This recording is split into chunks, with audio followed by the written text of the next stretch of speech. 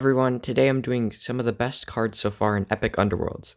Now, I'm only doing the cards that I currently have. I actually don't have every card in the game, but when I first ordered the game, I got about pretty much more than half of set 1 and a few cards in set 2, so I've been playtesting those heavily, and these are all the cards that stood out. So, the reason I'm making this video is so when you guys build decks, you'll know that these cards are good and you can use them in your deck.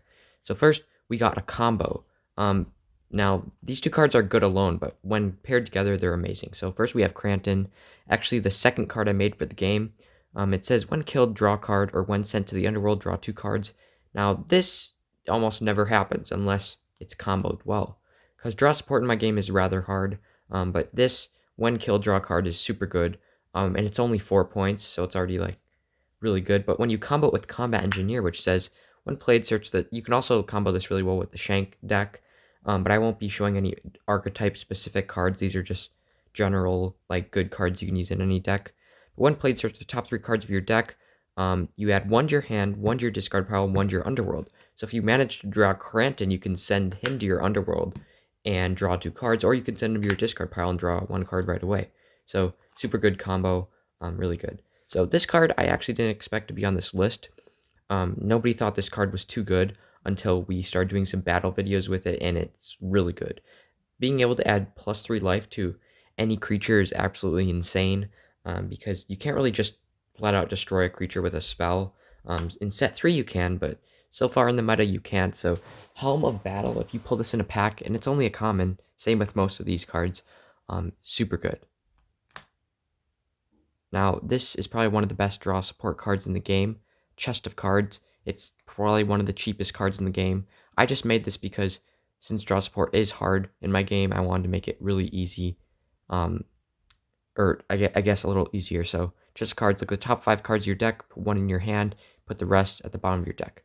Now, this could be bad if you have some really good cards like that you put in the bottom of your deck, so that could suck, but being able to search your top 5 cards of your deck and get a card is still really powerful. Next, we have Krenfist, especially only for 1 point. Krenfist, this is actually the first card I made for the game. I believe it's the first one, what I remember, or at least for the prototype one. And it's really powerful. At any point in the game, like even if a creature's attacking you, you can cancel that attack, send this card to the underworld, and bring back a card from your discard pile. So really, really powerful. Yeah, good for getting cards back from the dead. Gondo Power Core. This is such an annoying card. Like, everybody who plays against this hates it, but everybody who uses it loves it. Basically the attached creature cannot attack. So, that can really... then they're basically just a card that's taking up a creature slot and super annoying to get past. So, Gondo Power Core, super good card. Next we have Spike Serpent, what appears to be my fan favorite card of the game so far. It basically allows you to attack twice when it's first played. You play it, it does 3 damage to a card, and then it can attack normally. So super powerful. Next, we have the only banned card. It's limited to 1 copy per deck. Crystal Demons. The next card your opponent plays, you may discard. So let's say they play Spike Serpent, it would be killed. So it can be very annoying to get past this, and you usually have to kill it first, if you even have a creature in play. Otherwise, you have to sacrifice a card, so very powerful. Cancel. This is literally the best staple card in the game. If you should be running at least one of these in your deck. I mean, you don't have to, but it's highly recommended. It's a comeback card, so it can be played at any point in the game. When your opponent attacks, you can cancel that attack.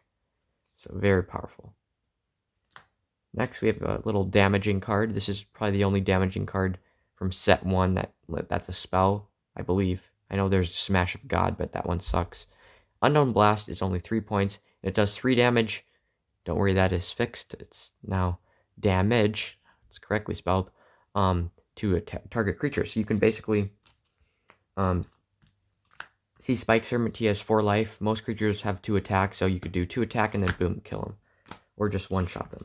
The next one, of course, has a spelling error too, Time Freeze, and I did have to edit the card because I think that's a little too cheap for what it is. Time Frez, or it's supposed to be freeze, basically doesn't allow your opponents to attack, or your opponent's creatures to attack for a whole turn. So that can be very devastating, and allow you to come back. So I think that is just some of the best cards so far. Let me know which one you guys think is the most powerful. I definitely think the Cranton Combat Engineer combo is super good. As far as draw support, that one is also good. Krenfist is good for getting cards back from your discard pile. This is an annoying card. This is like just the least powerful card, but it's good for its price. Cancel, really good. Crystal Demon's powerful. Spike Serpent, really good. And Time Freeze, I think, is probably one of the best in here. But yeah, thank you guys so much for watching. Like, subscribe, and I'll see you in the next one.